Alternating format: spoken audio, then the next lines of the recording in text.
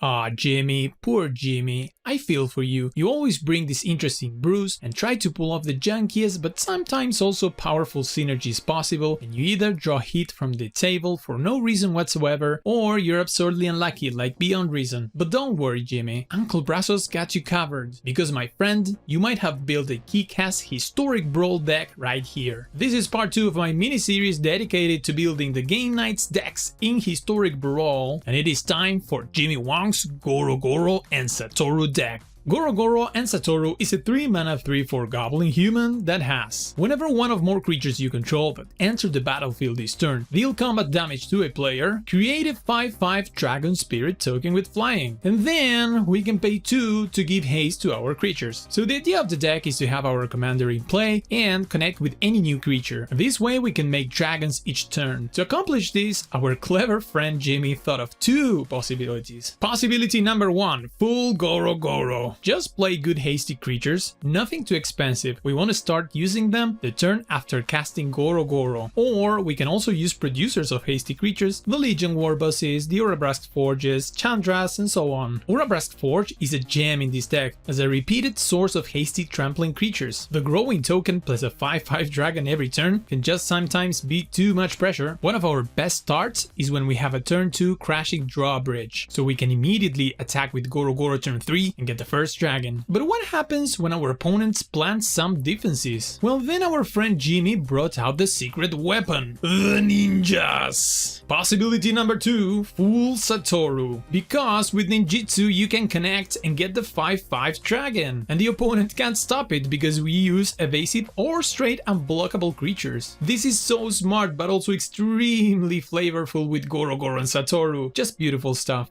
The rest of the deck is the reason why this deck might be a powerhouse, and it is because we are in Grixis colors and we have access to the greatest possible interaction spells in the format. We are ready to battle aggro, we are ready to battle control. From Ragavan to Atraxa, we have the correct answer in our belt. So thank you, Jimmy. Through your misery and suffering on game nights, you deliver us a gem for Historic Brawl, and that's the deck, that's the deal. Now let me show you what I'm talking about.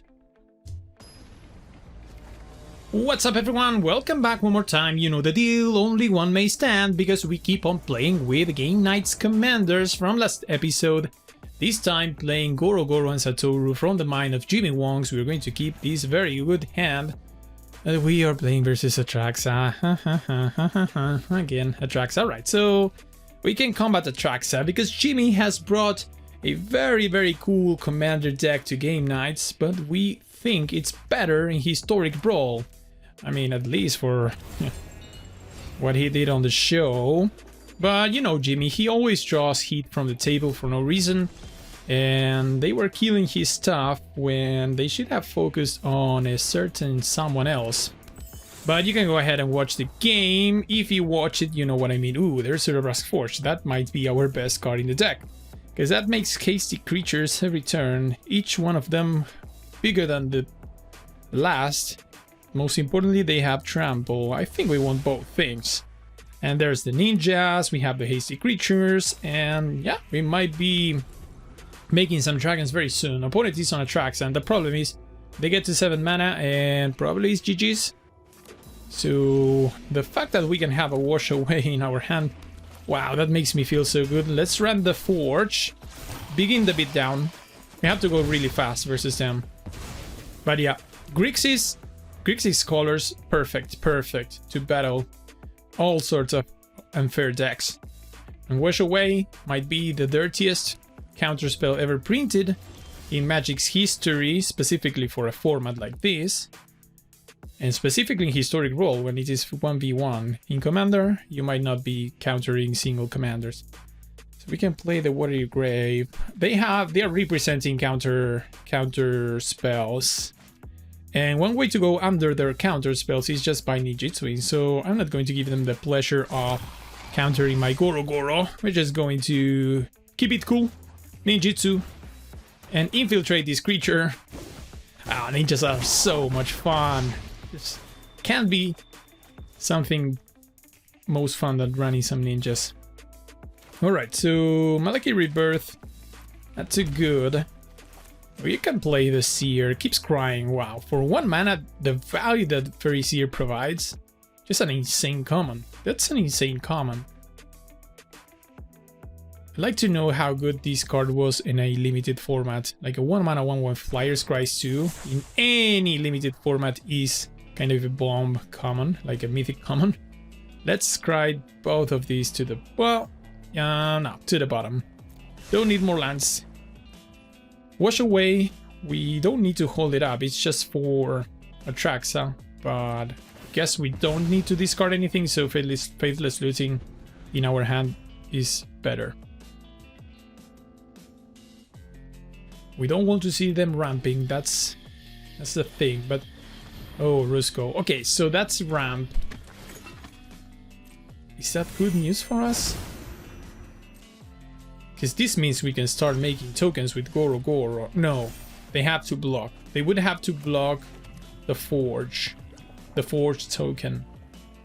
But then we get Rusko off the table. I guess we have to do it. Alright, let's go attacks.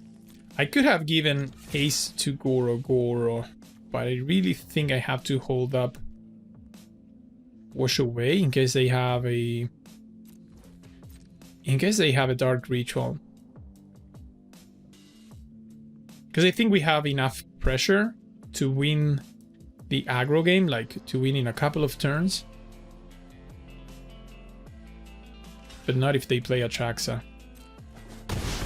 Okay. They trade with the token. So now we can hold up Malaki Rebirth. Still don't want to discard these cards. Yeah, we have to keep it cool. It's so fringe that they will have a Dark Ritual, but I have seen Atraxa players do better than that.